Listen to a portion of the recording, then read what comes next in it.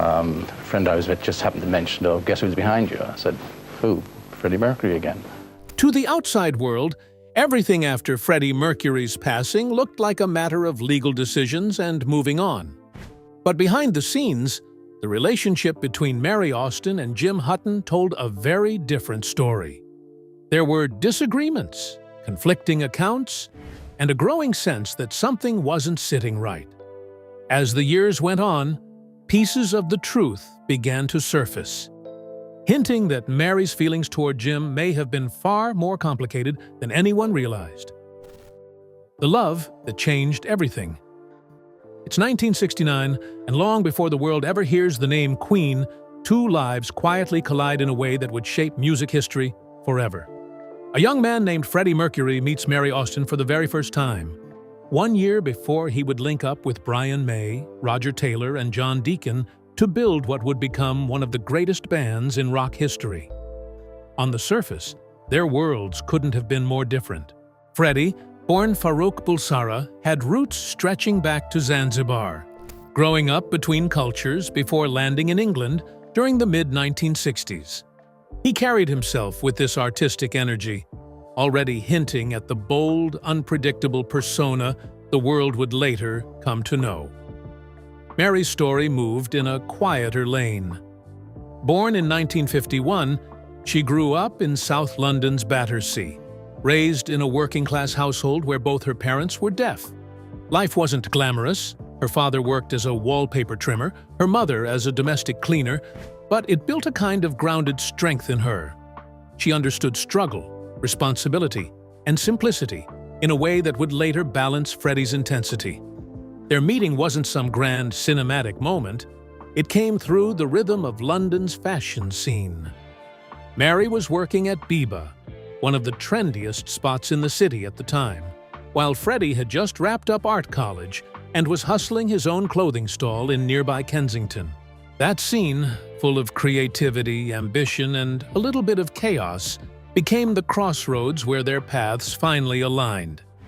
At first, Mary didn't quite know what to make of him.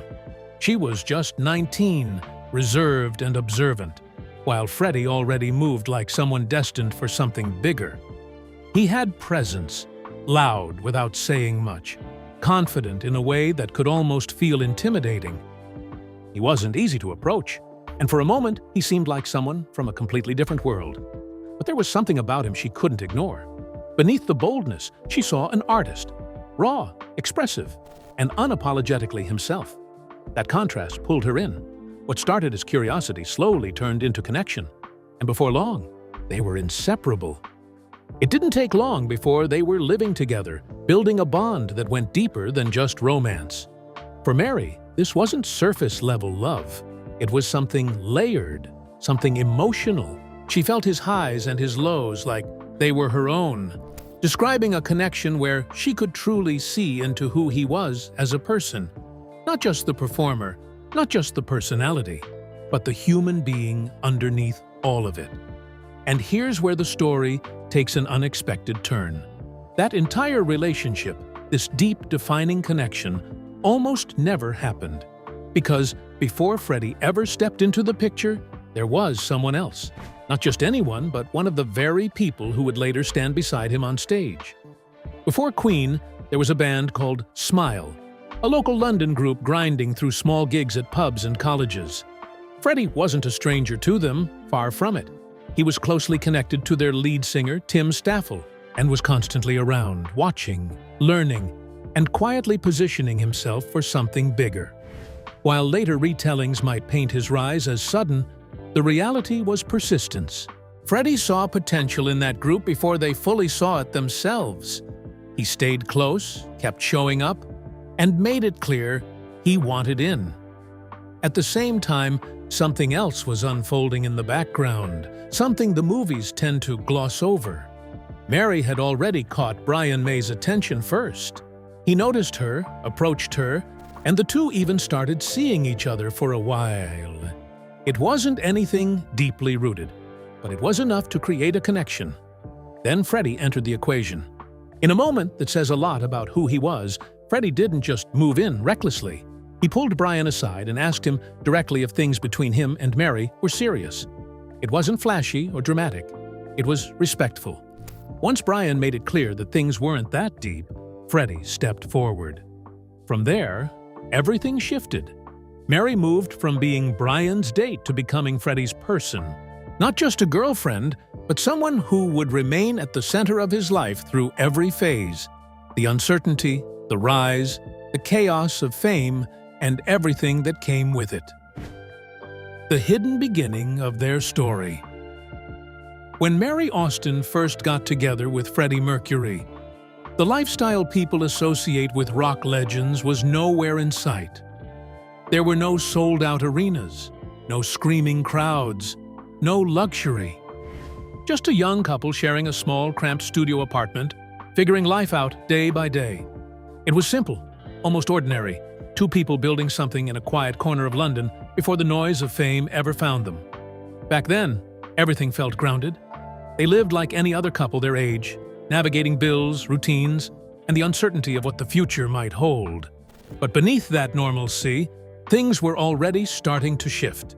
Freddie's ambition was growing, and slowly, so was the momentum behind his music. Their relationship moved quickly on the surface. They moved in together early, but emotionally, Mary took her time. She didn't rush into love. It wasn't instant for her. It built gradually over time, until one day it hit her fully. Nearly 3 years in, she realized what she felt for him was deeper than anything she had ever known. And once she reached that point, there was no turning back. Around that same period, everything began to align. By 1972, Queen was finally catching its break. A record deal came through, followed by their first real taste of success. For the first time, Freddie and Mary could step out of survival mode and into something more stable. They upgraded to a bigger place, a sign that life was beginning to change in a real way. But even then, Mary hadn't fully grasped the magnitude of who Freddie was becoming. That moment came unexpectedly during a performance at his old art school. Standing in the crowd, watching him take control of the stage, she saw a completely different version of the man she knew at home. This wasn't just the person she lived with anymore. This was someone commanding attention, pulling energy from a crowd, transforming into something larger than life. In that moment, it clicked. She wasn't just watching her partner perform, she was witnessing the rise of a star. And with that realization came a wave of uncertainty. Fame changes people, and she could feel it coming. Part of her believed that as Freddie stepped further into that spotlight, she would eventually be left behind. The distance between their worlds felt like it was about to grow too wide. That fear hit her hardest on the very night she watched him perform. Surrounded by fans and energy that seemed to pull him further away, she made a quiet decision to walk away. She turned and tried to leave, thinking it might be easier to step out of his life before she got pushed out. But Freddie saw it differently. He went after her, not willing to let that moment become the end of their story. He wasn't ready to lose her, not then, not like that. And in that moment, Mary understood something clearly. If she wanted to be part of his life, she would have to accept everything that came with it. The fame, the chaos, the constant change. So, she stayed. From that point on, as Queen's rise turned into a full-blown explosion, Mary remained right there beside him. She watched it all unfold, the transformation, the success, the way Freddie seemed to grow into the very thing he had always envisioned. By the end of 1973, their relationship reached a new peak. On Christmas Day, Freddie handed her a large box. Inside was another box, and then another, each layer building anticipation. It kept going until she finally reached a small box at the center. Inside sat a delicate jade ring, simple but meaningful. Caught off guard, she didn't immediately understand what it meant. She even asked which finger it was meant for. That's when Freddie made it clear. It was a proposal. She said yes. At that moment, everything felt aligned. They were in love, engaged, and stepping into a future that seemed full of promise. Freddie even poured that love into his music, dedicating the song "Love of My Life" to her, turning their relationship into something immortal through sound. But while things looked perfect on the surface, reality was beginning to shift underneath it all. Queen's success was accelerating fast, pulling Freddie deeper into a world that came with pressure, temptation, and constant attention. The quiet days in that small studio apartment were gone for good. In their place was a life moving at full speed, and as everything around them grew bigger, louder, and more complicated, the relationship that once felt so certain was about to be tested in ways neither of them could have fully prepared for. Right at the moment when Freddie Mercury was rising to a level most artists only dream about, things behind the scenes started to fall apart. From the outside, it looked like everything was perfect. Fame, success, a band on fire, but inside his personal life, cracks were forming. After nearly 6 years together, Mary Austin began to feel it. Something wasn't right, even if she couldn't fully explain it at first. She tried to ignore it in the beginning, hoping it was just a phase. But over time, the distance became harder to deny. Freddie was changing, and not just in the obvious public way. There was a quiet shift happening at home. He was gone more often, coming back late. And when he was around, the connection they once had didn't feel the same. The closeness that defined their relationship started to fade, replaced by something colder, more distant. At first, Mary blamed the fame. It made sense. His career was exploding, and with that came pressure, attention, and a lifestyle that never slowed down. But deep down, she could tell this wasn't just about success. Something heavier was sitting beneath it all. That reality hit her one afternoon during something as simple as a shopping trip. While looking through a store window, she spotted a wedding dress and casually asked Freddie if she should buy it. His response was immediate and flat. No hesitation, no warmth, just a clear rejection. In that moment, everything clicked. The future they had once imagined together was slipping away. The idea of becoming his wife was no longer real. What Mary didn't know yet was that Freddie was dealing with something far more personal than either of them had openly faced. Eventually, he sat her down and told her the truth. He said he was bisexual. For Mary, it took a moment to process. But once she looked past the surface, she came to a different conclusion. In her mind, this wasn't confusion or something halfway. She believed he was coming to terms with being gay. That moment didn't just change their relationship, it redefined it completely. It's important to understand the time they were living in.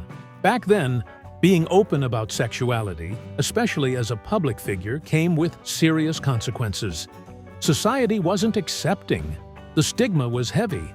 And as the years moved into the 1980s, the fear surrounding HIV and AIDS only made things worse. It wasn't just about identity. It was about survival, reputation, and safety. For Freddie, finally speaking his truth to Mary lifted a weight he had been carrying for years, but it also marked the end of their engagement. They called off the wedding, and Mary made the decision to move out. Still, Freddie couldn't bring himself to lose her completely. He made sure she stayed close, buying her a place nearby so she would always be part of his life. What they had didn't disappear. It evolved. Mary was no longer his fiancée, but she remained his closest confidant, the one person who understood him in a way no one else could. In his eyes, their bond went beyond labels. It wasn't about romance anymore. It was something deeper, something permanent. Even his family recognized that connection. They embraced Mary as one of their own, seeing firsthand that whatever had changed between them, the love never really left. It simply took on a different form. Around the same time, Queen reached a whole new level with the release of A Night at the Opera in 1975. The album didn't just make them famous, it made them global superstars. And right there on that record was one of the most emotional songs Freddie ever created, Love of My Life. The song carried a sense of longing and heartbreak that felt deeply personal. Many believe it was written for Mary, reflecting the pain of their separation. There has been some debate over the years, with others suggesting it may have been inspired by a later relationship. But when the timeline is laid out, It becomes clear that the emotion behind those lyrics traces back to the person who had been there from the very beginning. While Freddie was navigating his new reality, Mary was trying to move forward too. But that wasn't easy. Being connected to someone like him made ordinary relationships complicated. Even after they separated, his presence never really left her life. For years, they remained close, and that kind of bond made it difficult for anyone else to fully step in. She eventually married an artist named Piers Cameron and started a family, but the relationship struggled under the weight of Freddie's lasting influence. It wasn't just about history. It was about a connection that never truly faded. Mary made it clear through her actions that walking away from Freddie completely was never something she was willing to do. On Freddie's side, he would go on to find companionship with Jim Hutton. Their relationship lasted for years and brought a sense of stability into his life. They met in a London club in a moment that almost didn't happen. Jim initially didn't even recognize who Freddie was. But fate gave them another chance, and this time, things took off quickly.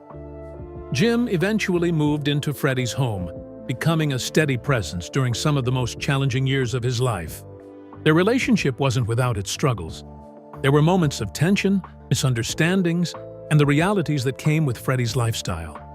But despite all of that, they stayed committed to each other. Through everything, the fame, the personal battles, and eventually, the devastating AIDS diagnosis in 1987, Jim remained by his side. The day everything collapsed. By the time Freddie Mercury received his AIDS diagnosis in 1987, two people had become the anchors in his life: Mary Austin and Jim Hutton. But getting to that point wasn't simple. It was messy, fast, and honestly kind of chaotic. The years leading up to it painted a completely different picture.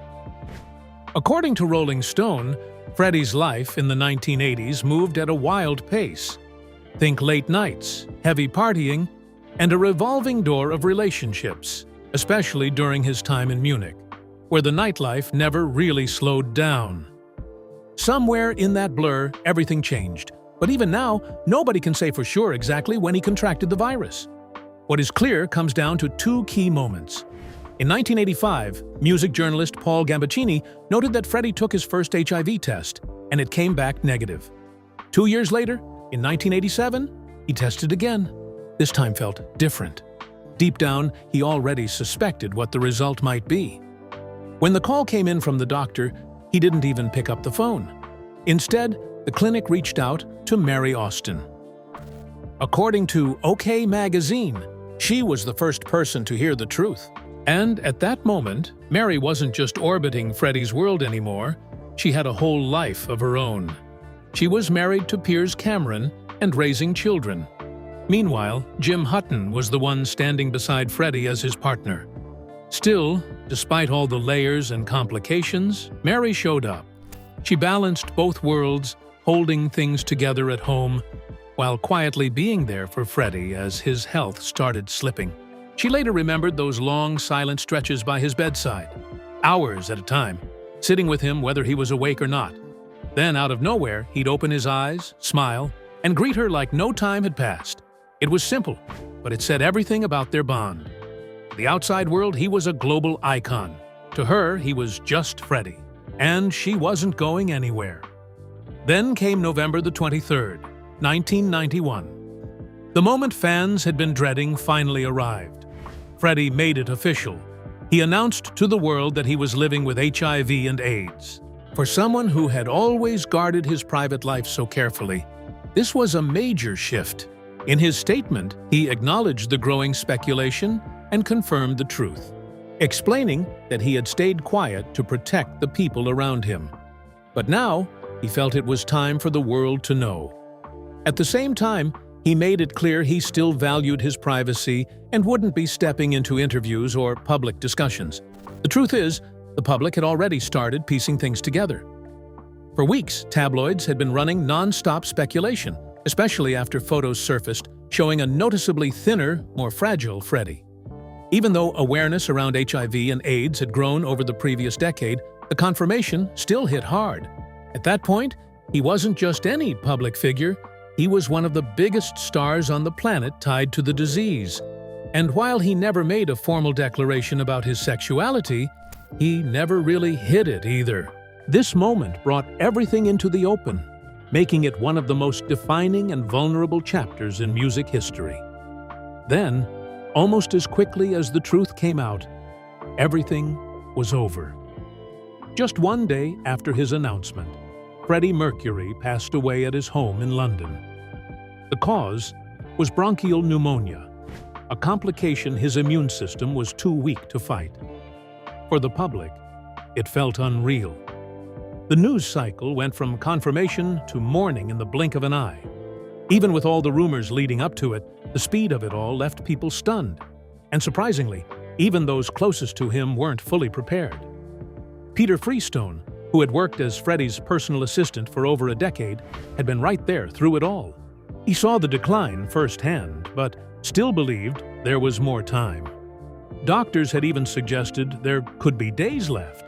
So when the end came so suddenly, it caught everyone off guard. Peter later shared a thought that stuck with a lot of people. Once Freddie made his diagnosis public, once the secret he had carried for so long was finally out, it was almost like he made a decision. A quiet one. That he was done. That he was ready. In a way, it felt like he exited the same way he lived, on his own terms. Mary Austin stayed with him through every final moment. Looking back later with OK magazine, she described something even deeper. Freddie didn't just face death. He accepted it. Fully. By November 10, 1991, about 2 weeks before he passed, he made the choice to stop taking his medication. It wasn't impulsive. His condition had deteriorated to the point where everyday life had become unbearable. His vision was fading. His body was weakening. There were even moments of mild seizures. Watching that decline was painful for everyone around him. Eventually, he reached his limit. He stopped the treatments, stepped away from the things keeping him alive, and not long after, the end came. What stood out most to Mary wasn't the pain. It was his courage. He didn't fight the inevitable in panic or fear. He faced it head-on and accepted it with a kind of calm that's hard to even put into words. And in the end, it wasn't chaotic. It was peaceful. She remembered that he passed with a smile. After he was gone, the weight of it all hit Mary in a way she hadn't expected. In later reflections, she described that period as the loneliest chapter of her life. The person who had always been her safety net, her constant, was suddenly gone. It forced her to confront something she hadn't fully realized before: how much Freddie had protected her over the years. He had always been the one to steady things, to brush off problems, and remind her they'd get through anything. There were also those quieter moments near the end, times when Freddie would pull her aside, wanting nothing more than to sit together, fully aware that time was running out. To Mary, what they had went far beyond labels. It wasn't just a past relationship or a friendship. It was something deeper, something that felt like a lifelong commitment. In her eyes, they had already lived out the meaning of those vows people talk about, standing by each other through everything life could throw at them. By any normal standard, their connection might seem unusual, but the level of trust, loyalty, and understanding they shared carried them through moments that would have broken most people. Mary Austin reveals why she truly hated Jim Hutton. Long before Freddie Mercury reached the end of his life, he had already made one thing crystal clear. His loyalty to Mary Austin wasn't up for debate. The way he spoke about her made it obvious she wasn't just part of his story. She was at the center of it. For over 2 decades, Mary had been his anchor. Through the fame, the chaos, the parties, and the pressure, she was the one constant that never shifted. So when it came time to the reading of the will, that's when everything shifted. What Freddie left behind stunned almost everyone in his circle. Mary wasn't just included. She was the central figure. She received his home, Garden Lodge, a massive portion of his fortune, and half of his future earnings connected to Queen. From the outside, it didn't sit right with some people. Questions started coming up almost immediately. There was talk of something called a vesting period mentioned in the will, which led to confusion. Some believed it meant Mary didn't fully own the house, that maybe she was just holding on to it temporarily. That uncertainty only fueled more tension when Jim Hutton, who had been with Freddie toward the end of his life, publicly suggested that the house had been promised to him. To a lot of people, that added another layer of complication. It didn't line up with what they expected, especially given that Freddie and Mary had ended their romantic relationship years earlier. The situation became even more charged when accounts started to differ. In his book, Mercury and Me, Jim shared his version of events, saying he believed the house was meant for him. But Peter Freestone, who had been part of Freddie's inner circle for years, saw it differently. From his perspective, Freddie was incredibly precise when it came to important decisions. If something truly mattered, it would have been written clearly into the will. And in this case, it wasn't. Then came the moment that really stirred emotions. Freddie's funeral took place on November the 27th, 1991. Just a few months later, Mary asked Peter, Jim, and Joe Finelli to move out of Garden Lodge. To outsiders, it looked harsh, like she was pushing people out as soon as Freddie was gone. But the reality was more straightforward than it seemed. Peter later explained that the will was clear. Freddie had left the house and everything inside it to Mary. What he hadn't left her was the responsibility of housing the people who lived there. For the legal process to move forward, the property had to be transferred fully into her control, and that meant the others had to leave. Even then, they weren't abandoned. Freddie had made sure of that. Jim, Peter, and Joe were each left £500,000, a significant amount at the time, so they could move forward with their lives. What looked like a cold decision from the outside was actually just the execution of a carefully planned will. Still, that didn't make things easy for Mary. She later spoke about how painful that period was, not just because of grief, but because of how people reacted. Some fans reduced her role to nothing more than the caretaker, as if she were simply holding on to something that didn't truly belong to her. That perception cut deep. It wasn't only fans, either. There were people within Freddie's circle who struggled to accept his decision. Some felt they had a stronger claim, and that tension didn't go unnoticed. Mary could feel the resentment, even if it wasn't always spoken directly.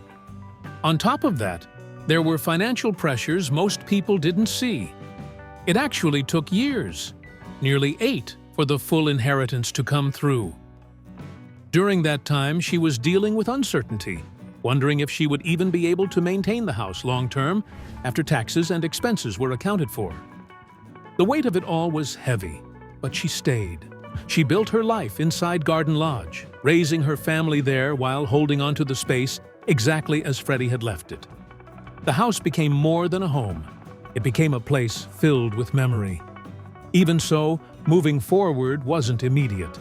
For the first few years, she couldn't bring herself to step into his bedroom. That part of the house remained untouched, almost frozen in time. Outside those walls, a different kind of story was unfolding.